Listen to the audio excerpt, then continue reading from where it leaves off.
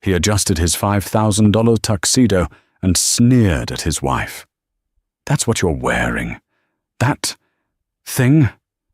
It looks like you bought it at a thrift store, Alice." She stood silently in her simple navy dress, her hands clasped. Tonight was the biggest night of his career, the Metropolitan Innovators Gala, and she was going to embarrass him. He spent the first hour mocking her, letting his rivals laugh at her cheap outfit. But what Mark didn't know is that the most powerful man in the room, the reclusive billionaire Damian Wolf, was looking for one person, and when he found her, he bypassed kings and senators, walked straight up to Alice, and called her boss. The air in their penthouse apartment crackled with a familiar, toxic energy. Mark Peterson was preening, a peacock in a custom-tailored Tom Ford tuxedo.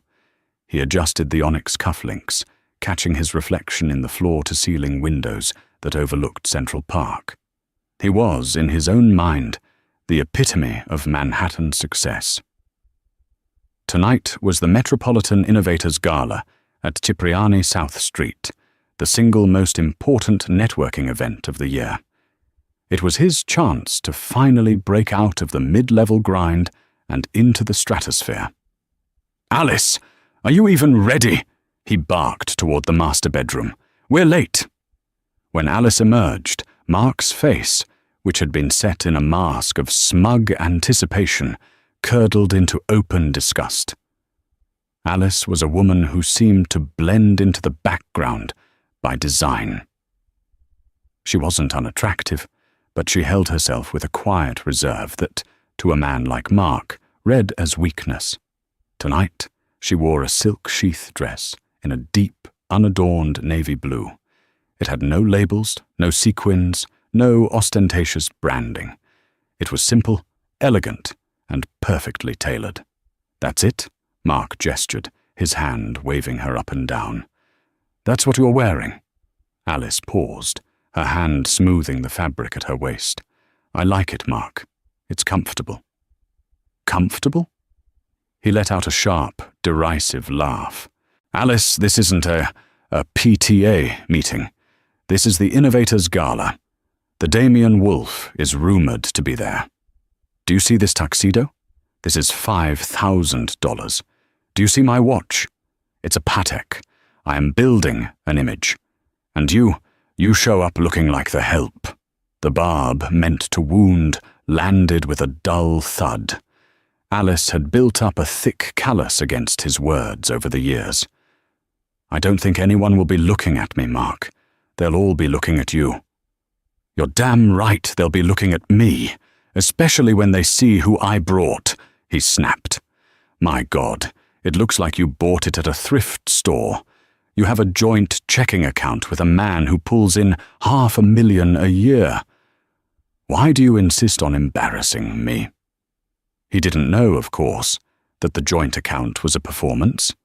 He didn't know that his $500,000 salary as a vice president at FinTech Solutions was a drop in the ocean. He didn't know that the penthouse he was so proud of, the car he drove, the very watch on his wrist, were all paid for by the woman he was currently comparing to a waitress. Alice had met Mark 8 years ago.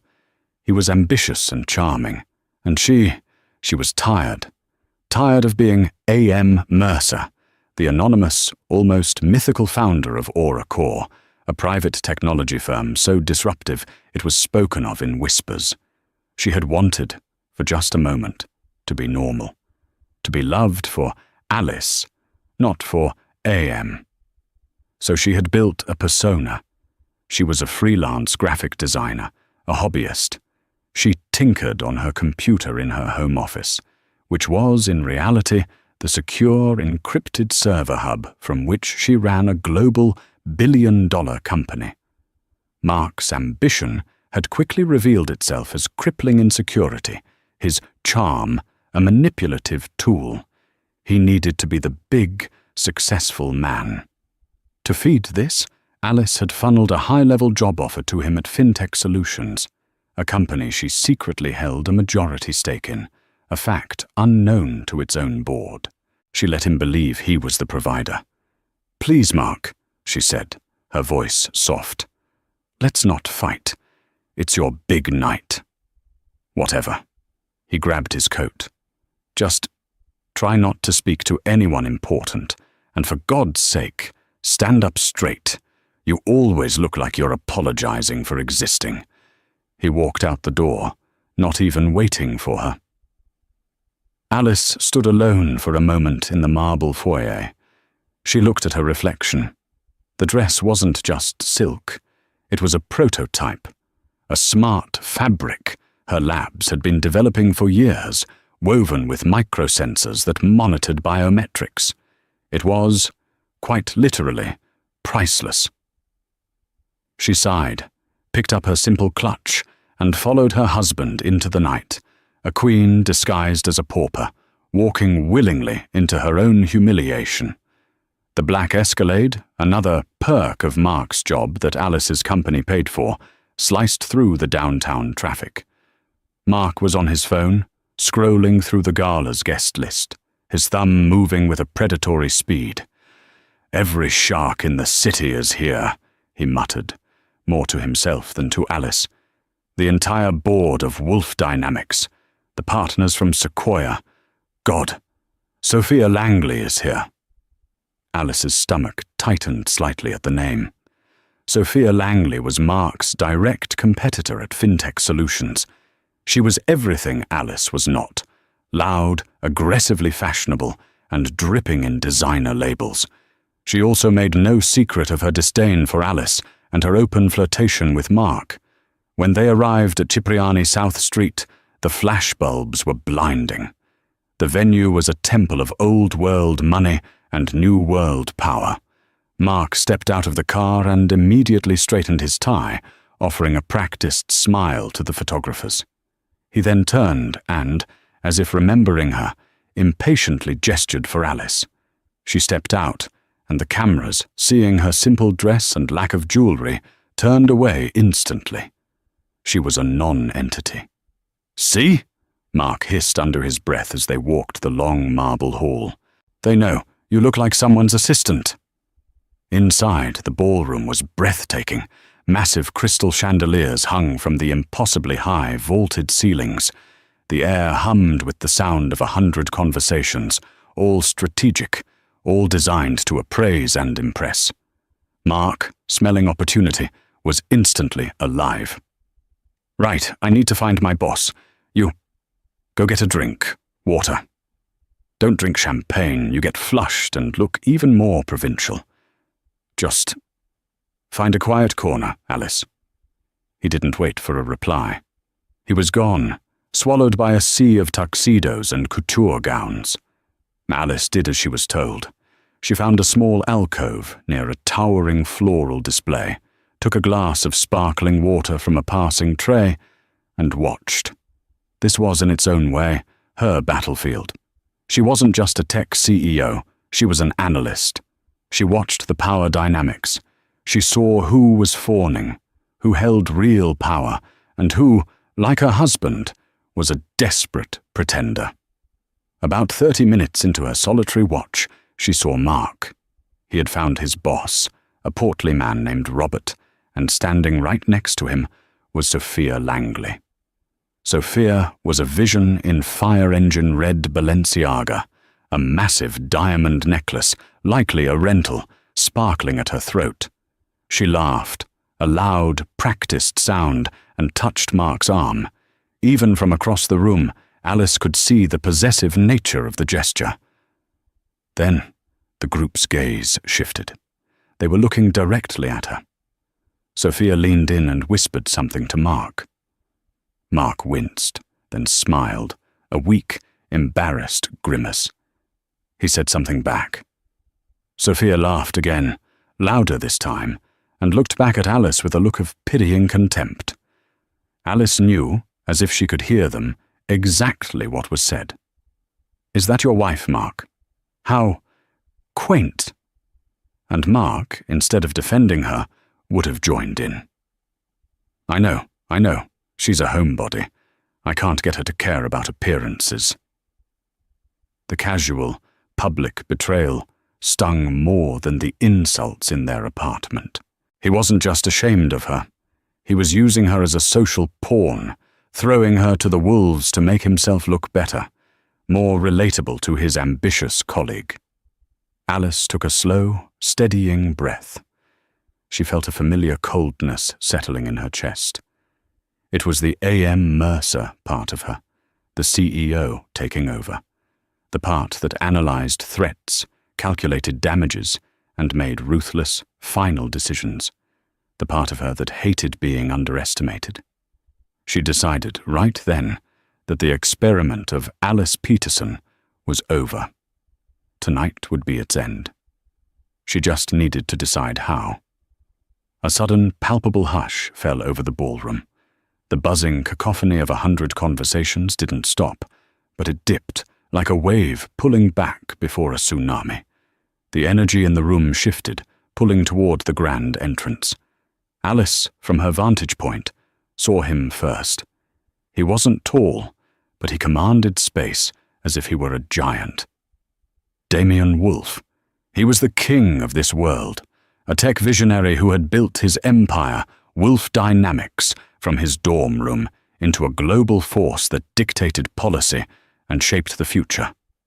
He was notoriously reclusive, intensely private, and utterly brilliant. He never attended these events. His presence here meant something massive was happening. He wore a simple, impeccably cut black suit. No tie. His dark hair was threaded with silver, and his eyes, even from a distance, were sharp, analytical, and missed nothing. He was flanked by 2 stern-looking associates, but he walked with the confidence of a man who needed no protection. The sharks of the gala began to circle. People subtly, then obviously, began to move, trying to position themselves for an accidental introduction. Across the room, Mark Peterson looked like he'd been struck by lightning. "It's him," Alice heard him say to his boss, his voice giddy. "That's him. Robert, this is our chance. If I can get 5 minutes, just 5 minutes, to talk about our new platform." "Get in line, Peterson," his boss grunted, adjusting his own tie. "The entire room wants 5 minutes." But Mark was already moving.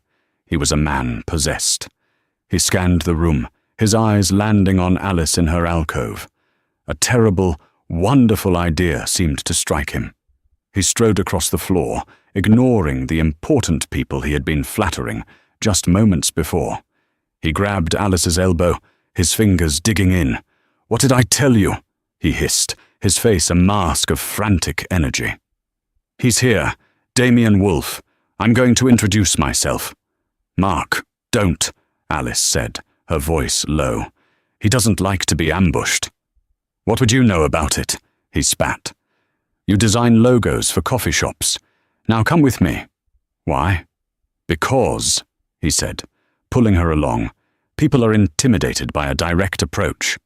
But a man with his quiet, simple wife, it's disarming. It's relatable. Now for God's sake, just smile, look pleasant, and do not talk." He was going to use her as a prop, a shield. The harmless, cheap-dressed wife would be his way in, a soft-looking non-threat to accompany his hard pitch. Alice let him pull her. She let him drag her through the glittering crowd, her simple navy dress a stark contrast to the sequins and silks she passed. She saw Sophia Langley watching them, a smirk on her face, as if to say, "Look at him, dragging his little anchor." They were getting closer. Damien Wolfe had been stopped by a senator, and his face was a mask of cold patience. He clearly wanted the conversation to end. "Now," Mark whispered, his palms visibly sweating. He saw his opening as the senator, rebuffed, moved away. Mark lunged, pulling Alice directly into the billionaire's path. "Mr. Wolfe, Mr. Wolfe, a moment of your time." Mark's voice was too loud, too eager. It cut through the refined hum of the room. Several people turned, cringing at the blatant, clumsy ambush. Damien Wolfe, who had been turning to speak to his associate, stopped. He turned his head slowly, and his steel-grey eyes landed on Mark. The temperature seemed to drop 10 degrees. Damien Wolfe did not just look at people. He assessed them, and Mark was instantly found wanting. "Mr. Wolfe," Mark said, his hand outstretched, a desperate, shiny smile plastered on his face. He was still holding Alice's arm in a vice grip. "Mark Peterson. I'm a VP with FinTech Solutions. I am a huge admirer of your work in the AI integration space. Truly, what you've done with Project Hyperion is—" Damien's gaze was blank. He made no move to take Mark's extended hand. The hand just hung there, limp and pathetic, in the air between them. The silence stretched. It was a humiliating, soul-crushing void. Mark's smile began to twitch. I have a proposal that I think could—" Mark stammered, his pitch dying in his throat. Sophia and Mark's boss, Robert, were watching from about 20 feet away. Robert had his eyes closed, as if in physical pain. Sophia was visibly enjoying the train wreck. "I am not here for proposals, Mr. Peterson," Damien Wolfe said. His voice was quiet, but it carried, a blade cutting through the room. "You're interrupting my evening." Of course," Mark said, finally, agonizingly, lowering his hand. I thought, this is my wife, Alice." He gave Alice's arm a little shake, as if presenting his prop. "We're just so honored to be in the same room." He was hoping, pathetically, that the introduction of a wife would humanize him, would salvage the moment. It did. But not for him. Damien Wolfe's gaze had been on Mark, a look of profound disinterest. But when Mark said the name Alice, his eyes flicked from Mark to the woman standing silently at his side. The change was instantaneous and absolute. The cold, dismissive mask vanished. Damien's sharp eyes widened, first in disbelief, then in dawning recognition, and finally in something that shocked every single person watching. Respect. Genuine, unadulterated respect.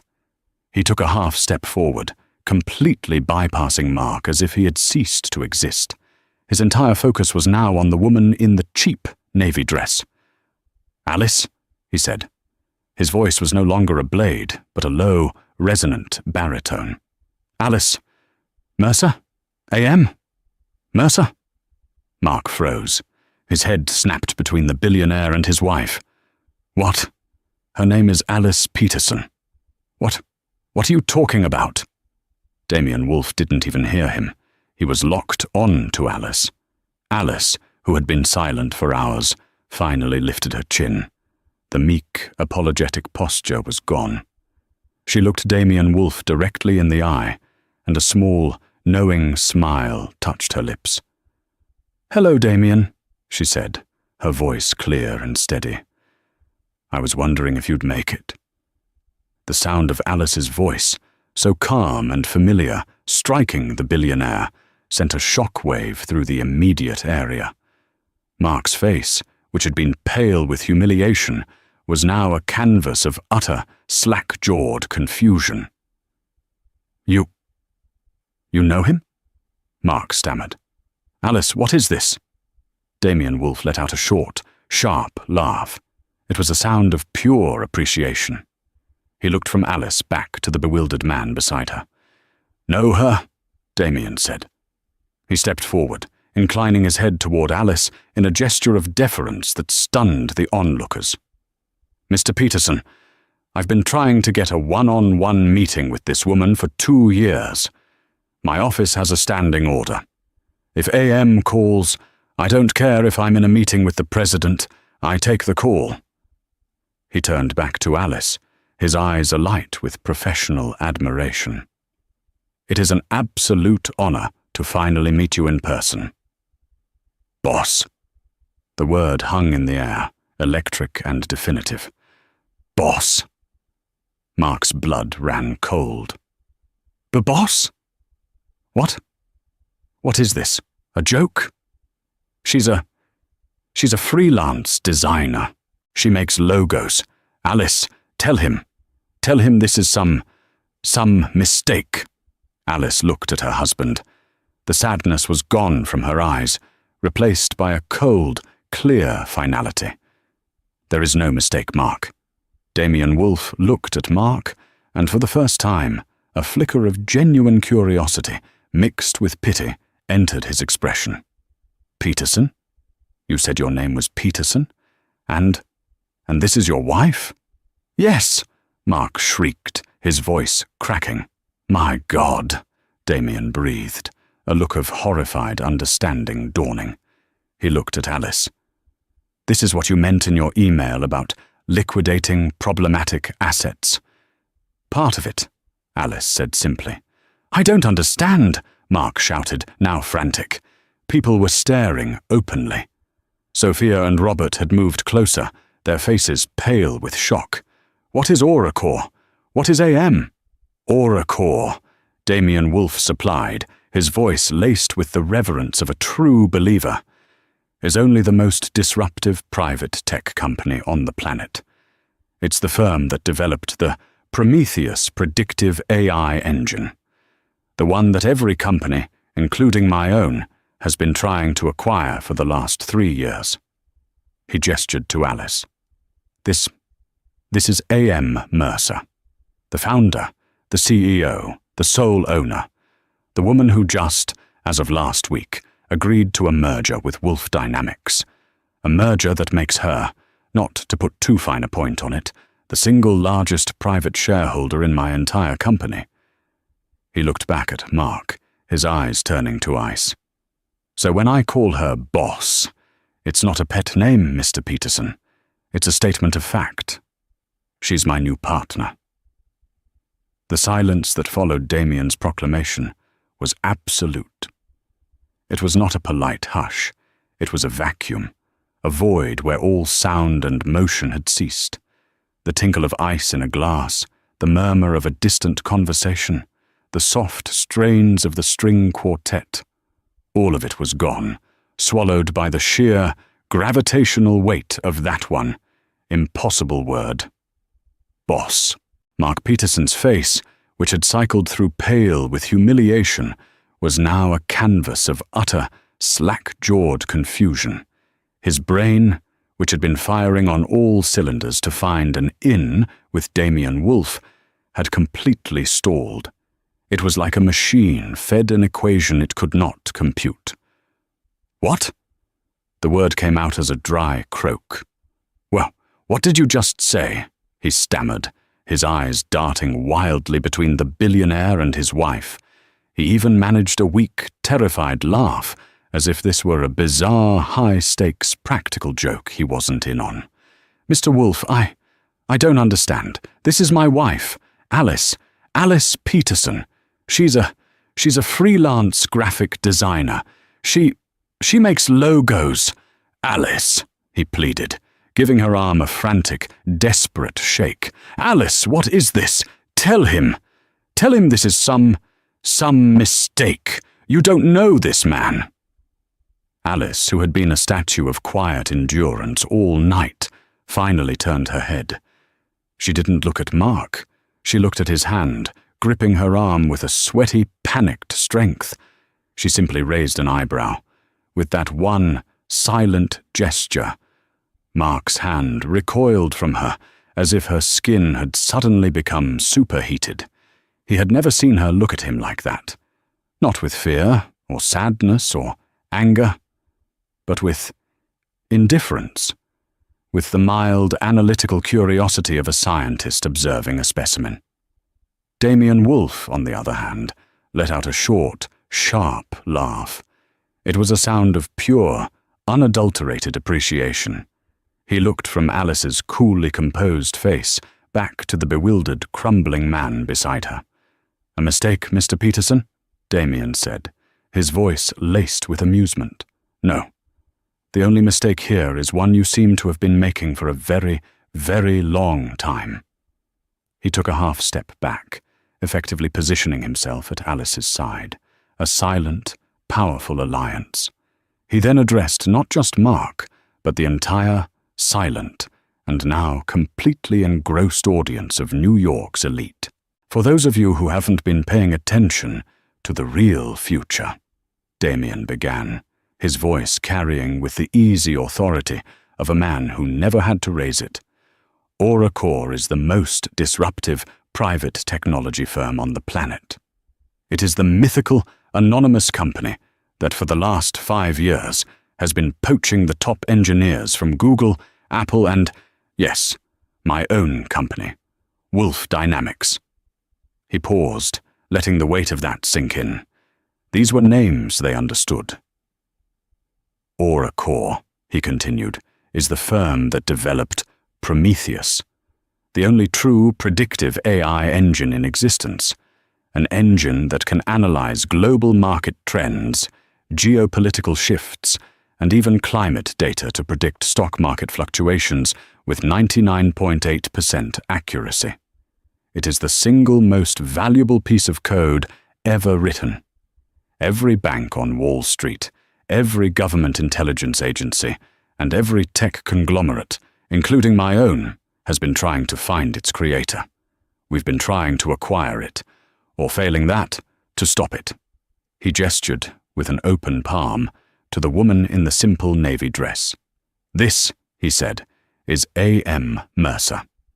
The A.M. stands for Alice Mercer, the founder, the CEO, the sole architect of Prometheus, the woman who built a $1 trillion company from a spare bedroom and never once took a single dollar of venture capital. The silence, if possible, deepened. Jaws were, quite literally, on the floor. Damien wasn't finished. He looked at Mark again, his eyes turning to ice. So when I call her boss, Mr. Peterson, it is not a term of endearment. It is a statement of fact. As of last week, Oracle and Wolf Dynamics finalized the largest private merger in modern history, a deal that makes Alice Mercer the single largest private shareholder in my entire company. She is my new partner, and in many respects, she is now my boss.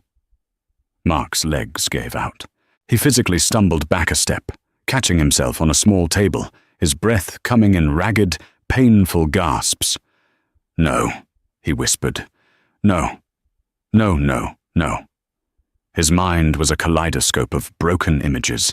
Alice in her robe, her hair in a messy bun, tinkering on her laptop. Alice politely declining a new car because she was happy with her hybrid. Alice sitting in their penthouse, her penthouse, and listening to him brag about his $500,000 salary, a salary she had given him. Her office is the spare bedroom, he finally shrieked, the denial so strong it was making him hysterical. She told me she was tinkering. She makes logos for coffee shops. This time it was Alice who spoke. Her voice cut through his frantic denial, not with a shout, but with a cold, clear precision that was more devastating than any scream. That spare bedroom, Mark, she said, finally looking him in the eye, is a fully encrypted, climate-controlled server hub running on a quantum-cooled processor. It is a secure, direct link to my 3 main R&D labs in Tokyo, Berlin, and Austin. It has a redundant power supply linked to the building's core, and an independent, dedicated fiber line that no one else in this city can access. What you called tinkering, I called running a multi-billion-dollar global corporation. The sheer, staggering scale of the deception, the years of meticulous, layered, and effortless deceit crashed down on Mark. Every insult he had ever hurled, every time he had mocked her little hobby, every time he had flaunted his success in her face, all of it replayed in his mind, now cast in the hideous, fluorescent light of his own stupidity. Across the small gap, Sophia Langley looked as though she had been slapped. Her perfectly made-up face was a mask of chalky, pale horror. The smirk she had worn all night, the casual contempt she had shown Alice, was gone. She was staring at Alice as if she were a ghost. This was the woman she had mocked. This was the woman whose husband she was actively trying to seduce. She hadn't just bet on the wrong horse, she had insulted the owner of the entire racetrack. Her career, which was tethered to Mark's, was over. She knew it. Robert, Mark's boss, looked even worse. He was sweating profusely, his face a blotchy, terrified red.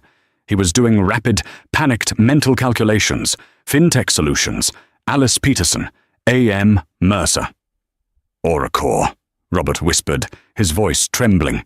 He took a half step forward, his hands raised as if in supplication, completely ignoring the subordinate who was currently having a meltdown. My God, that Oracore, Ms. Mercer, I had no idea. Absolutely no idea. On behalf of FinTech Solutions, But this, of course, led to the second, more brutal twist. Damien Wolfe, ever the analyst, looked at Robert and then back at Mark. FinTech Solutions. FinTech Solutions. Why do I know that name? He mused, tapping his chin. Ah, yes. He snapped his fingers. They're one of the half-dozen mid-level firms that have been desperately, and rather pathetically, trying to license the Prometheus engine for the last 6 months. Weren't they? He asked Alice, a small smile playing on his lips. Alice nodded, her gaze locking back onto her husband. The ice in her eyes was now mixed with a fire of pure, righteous judgment. Their proposals have been persistent, Alice said, her voice dripping with cold condescension, and consistently underwhelming. I believe, she added, her voice dropping. You yourself were put in charge of the Aura Core pitch last month, weren't you, Mark? Mark's blood, which had been boiling with panic, turned to solid ice. He stopped breathing. Alice continued, her words methodical, each one a separate, precise stab. You complained for weeks. You said you couldn't get a meeting with that impossible bitch A.M. Mercer. You told me, as I was making you dinner, that she was an arrogant, invisible coward who wouldn't even take a phone call. She took a step closer to him. You told me, she whispered, that if you could just get her in a room, you'd charm her into signing. You said she probably just needed a man to explain the business side of it to her. The color drained completely from Mark's face. He had been trying to pitch his own wife. He had been complaining to his wife about his inability to get a meeting with his wife. The woman he had mocked, belittled, and ignored held the future of his entire company, his entire career, in the palm of her hand. And he had just spent the last 3 hours publicly, loudly, and viciously humiliating her. Oh, Mark, Sophia breathed, taking a large, instinctive step away from him. He was no longer a colleague. He was radioactive. He was a dead man. Robert looked like he was going to have an aneurysm. His career was flashing before his eyes. He had tethered his division to this fool. Ms. Mercer, Alice, Robert began, I can assure you, Mr. Peterson's behavior is not reflective of our company's values. Save it, Robert, Damien Wolfe cut in, his voice bored. He had lost interest in the collateral damage. He had seen enough. He turned back to Alice, his focus entirely on what mattered. Now, Alice, about this dress. The conversational pivot was so sharp, it gave everyone whiplash. Mark, Sophia, and Robert all looked, confused at the cheap navy dress. I'm glad you appreciate it, Alice said.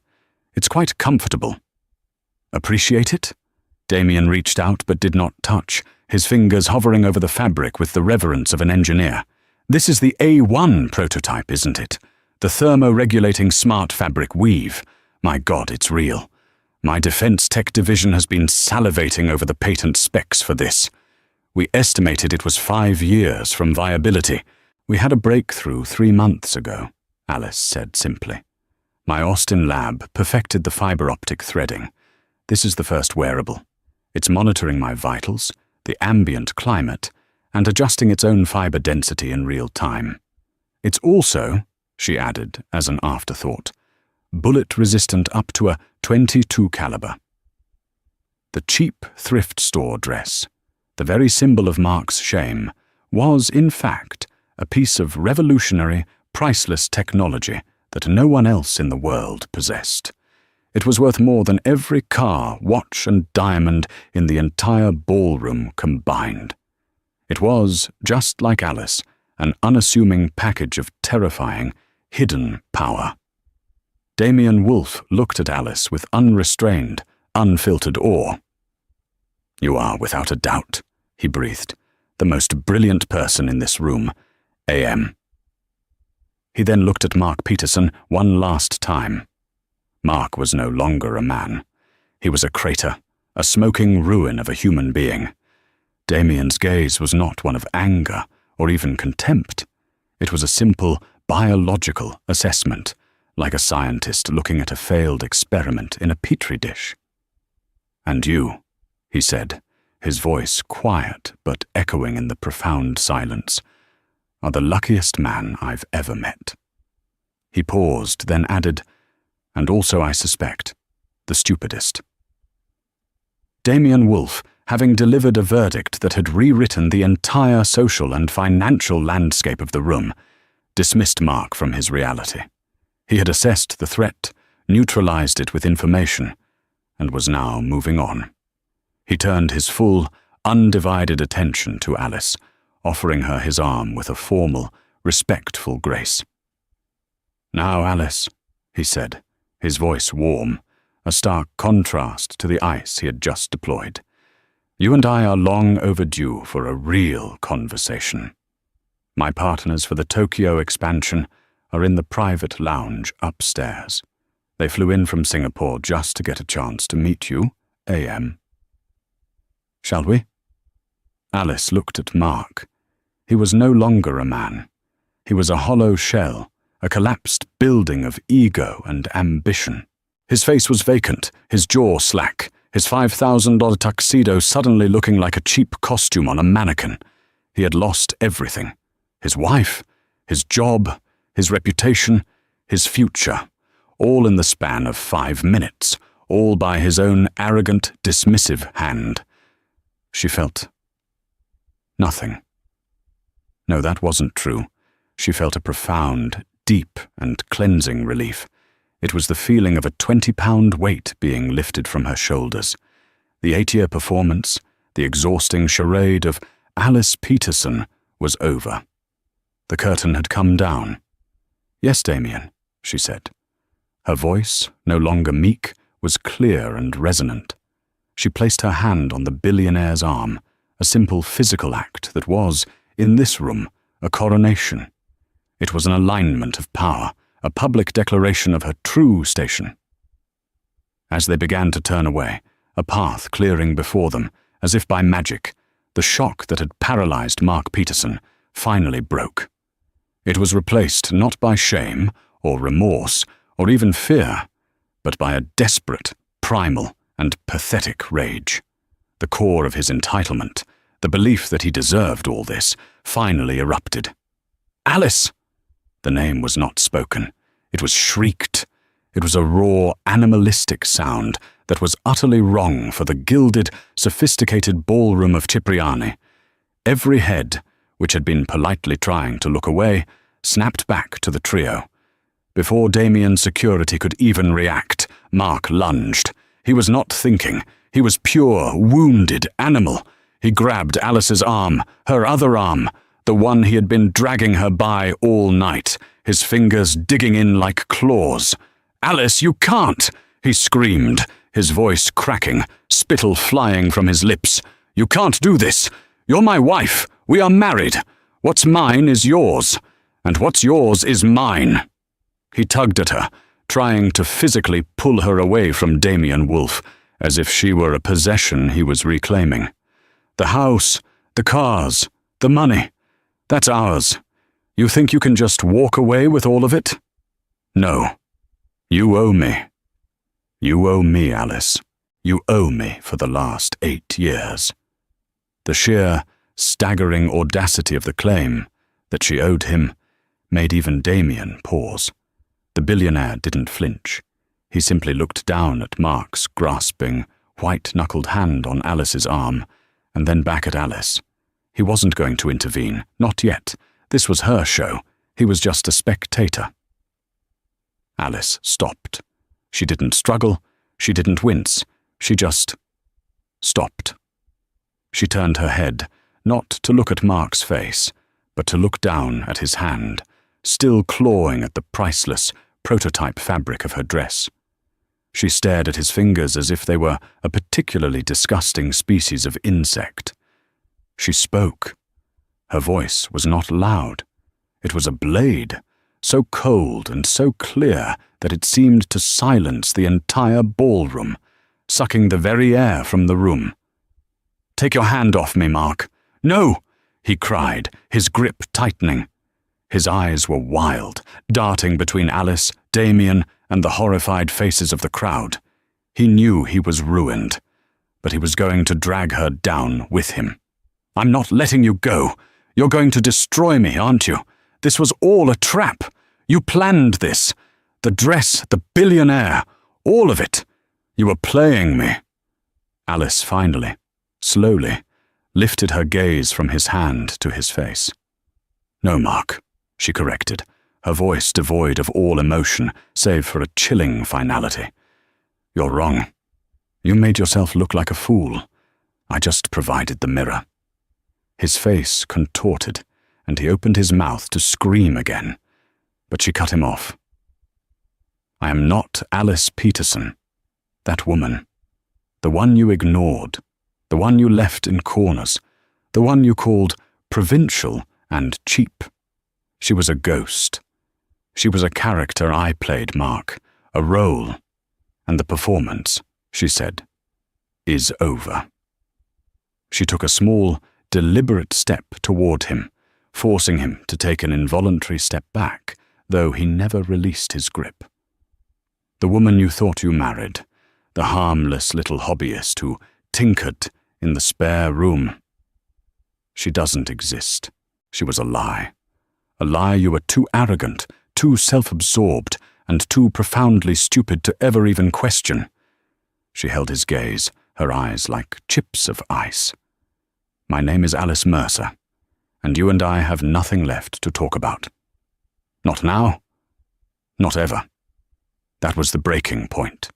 The finality in her voice, the absolute lack of an Alice he recognized, snapped the last thread of his sanity. The realization that he had no leverage, no power, and no future coalesced into a single, violent impulse. His entitlement turned to pure, undiluted rage. You bitch," he snarled. The word ripped from his throat. His face went purple. The veins on his neck stood out like cords. He had lost all control. He let go of her arm only to rear back his other hand, his right hand, balling it into a fist. He was going to strike her. In front of the most powerful people in New York, his final, pathetic act was to be one of public, domestic violence. The crowd gasped as one. Several women screamed. "Mr. Wolf, step back!" yelled a man from Damien's security detail, his hand flying inside his jacket. But Alice was faster. She had been running threat assessments her entire life. A man like Mark, cornered and humiliated, was predictable. He didn't just swing. He lunged, putting all of his 190 pounds into the movement, a clumsy, furious, telegraphed attack. Alice didn't resist. She didn't back away. She yielded. She stepped into the attack, moving inside the arc of his swing. In one fluid, economical motion, she caught his outstretched wrist with her left hand, sank her weight, and rotated her hips. It wasn't a punch. It wasn't a kick. It was a simple, brutal, and perfectly executed Aikido throw. She used his own momentum, his own rage, his own weight, and simply redirected it. Mark, caught completely off balance, went airborne. He flew past her, over her hip, in a clumsy, flailing arc. He was no longer a threat. He was just a projectile, and his target was the magnificent 20-tier champagne tower that stood as the Gala's centerpiece.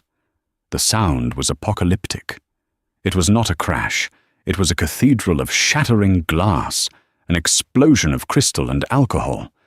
The entire glittering structure collapsed in on itself. Mark Peterson landed in the center of the wreckage, a pathetic, groaning heap of ice, broken flutes, and spilled Dom Perignon. He was drenched. The sticky, cold liquid soaked his $5,000 tuxedo. He was bleeding.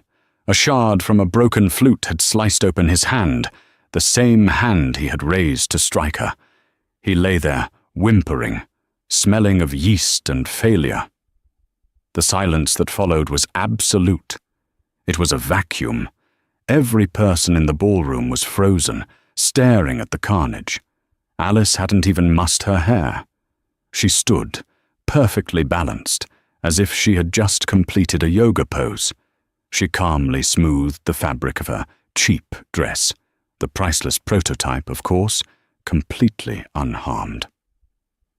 Damien Wolfe was the first to recover. He stared at the wreckage, then at Alice, and he was, for the first time that night, visibly impressed. He motioned to his security chief, who was still standing with his hand on his weapon. "Stand down, Arthur," Damien said, his voice laced with stunned amusement. "I believe Miss Mercer has the situation entirely in hand." He turned back to Alice, a slow, broad smile of pure respect spreading across his face. "Alice," he said, his voice low, "I have a legal team that costs me 8 figures a year. They are, to a man, sharks. Tell me, are your lawyers as efficient as you are?" Alice finally allowed herself a small, tight smile. "More so, Damien," she replied. "They're my employees. They work for Oracor's internal legal division, and they've had the divorce papers drawn up for 6 months, citing irreconcilable differences." She tapped a tiny, invisible comms device in her ear. "But I signed the finalized papers this morning. I was just waiting for a public, undeniable and emotional breach of contract to finalize the with cause addendum. His ongoing adultery with Miss Langley, which my security team has been fastidiously documenting, was sufficient. But this," she gestured to the shattered glass and the groaning man, "this public assault is just so much cleaner." She looked back at Damien. "My security detail, by the way, has been live-streaming high-definition video of Mark's behavior directly to my legal server for the last 10 minutes. I believe we have everything we need to ensure the dissolution of assets is amicable, meaning he gets nothing." The entire gala had been her stage. She had set it, knowing he would self-destruct. Now, it was time for the cleanup. She turned her head, her gaze sweeping over the crowd and landing on Robert, Mark's now former boss. He was trying to back out of the ballroom, his face the color of spoiled milk. "Robert," she said. Her voice was not loud, but it was a gunshot in the silent room. He froze, his back to a pillar. "Yes, Miss Mercer." "Your firm, FinTech Solutions, has been a parasite on my portfolio for 2 years. Mark's presence there was the only reason I allowed it to continue to operate at a loss. Your proposals to license the Prometheus engine weren't underwhelming, they were insulting. You demonstrated a fundamental misunderstanding of the technology you were trying to buy." Robert began to hyperventilate. "Oracor's merger with Wolf Dynamics," she continued, "makes your entire platform, your business model, and your R&D division completely and utterly obsolete. As the majority stakeholder in your parent company, a fact you will see in an email that hit your inbox about 5 minutes ago, I am liquidating the entire fintech branch. This isn't a 2-week notice. This is a dissolution, effective immediately. Your security key was deactivated 3 minutes ago." She paused, letting the words sink in. "You should probably call your wife, Robert. And in the future, never ever let a man like that," she gestured to Mark, who was now being hauled to his feet by 2 very stern Gala security guards, "represent your company." Her gaze swept past him and landed on Sophia Langley. Sophia was petrified, her red Balenciaga dress looking garish and cheap under the harsh light. She was trying to slip away, to melt into the stunned crowd. "Ms. Langley," Alice called out. Sophia froze, her back to Alice. She couldn't even turn around. Alice didn't need her to. She looked at Damien. "Damien, your HR division is, I assume, top-notch?" Damien, following her gaze to Sophia, caught on immediately. "The best, Alice. Why?" "Good," Alice said. "Then they'll have no trouble flagging Ms. Langley's resume when it inevitably crosses their desk. For that matter, they should probably flag her for all of our subsidiaries, and perhaps our partners as well. Her aggressive networking style," she said, loading the words with meaning, "poses a significant liability risk. I'm sure my legal team can forward you the extensive file they've compiled on her indiscretions with Mr. Peterson." It was a total, complete, and utter blackballing. She hadn't just fired her. She had ended her career in this industry. Sophia let out a small, strangled sound, like a dying animal. She clutched her rented necklace and bolted, pushing through the stunned crowd and disappearing out the main entrance. The room was now clear of threats. Mark was being dragged out by security, moaning about his hand. Robert was sliding down the pillar, his phone to his ear. The storm had passed. Alice turned back to Damien Wolfe. She was calm, serene, as if she had just finished a tedious board meeting. "Now," she said, her voice bright. "You were saying something about your partners from Singapore." Damien Wolfe just stared at her for a beat. The man who controlled the global tech market, who could make or break nations with a single decision, looked at her with pure, unadulterated awe. "Alice Mercer," he said, finally offering his arm again. "You are, without a doubt, the most terrifying and brilliant person I have ever met." "You should see my quarterly projections, Damien," she replied, placing her hand on his arm. "Let's go. We have work to do." They walked toward the grand staircase.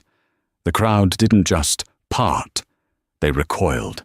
They moved back, creating a wide, clear path, as if for royalty. They were afraid of her. They admired her. And they would never, ever underestimate her again. As they reached the first landing, ascending above the mess, Damien leaned in, his voice for her ears only. "You know," he murmured, "the merger contracts are final. The divorce was filed. You didn't have to do any of this. You could have just left him. You could have walked out of your penthouse this morning and never looked back." Alice paused. She stopped on the landing, looking out over the ballroom. She saw the shattered glass. She saw the waiters, who were now emerging to clean up the spilled champagne. She saw the last of Mark Peterson being escorted out a side door, a pathetic, soaked and defeated figure. "You're right, Damien," she said, her voice quiet. "I could have. I didn't do this for the merger. I didn't even do it for the divorce. That was all just paperwork." "Then why?" he asked. "Why this public execution?" Alice turned and continued walking up the stairs, her back straight, her head high, leaving the ruins of her old life behind. "For 8 years," she said, "he made me feel small. He made me feel cheap. He made me feel invisible. He took my silence for weakness and my kindness for stupidity. Tonight, I just needed him, and everyone who laughed with him, to know, for one perfect, crystal-clear moment. She reached the top of the stairs, turning to look back one last time at the wreckage, a queen surveying her new, conquered territory. Exactly who he was embarrassing. And just like that, Mark Peterson learned that the person you disrespect is often the one holding all the cards. He didn't just lose his wife, he lost his job, his reputation, and his entire future, all because he judged a book by its cheap cover. Alice Mercer, on the other hand, had finally shed the one part of her life that was holding her back, stepping out of the shadows and into the power that was always hers. This story is a powerful reminder. Never, ever underestimate the quiet ones. True power doesn't need to be loud. True worth doesn't need a designer label. What did you think of Mark's downfall? Was it karma, or was it just business? Let us know your thoughts in the comments below. We read every single one. If you loved this story, please hit that like button, share it with someone who needs to hear it, and be sure to subscribe for more real-life drama stories just like this one.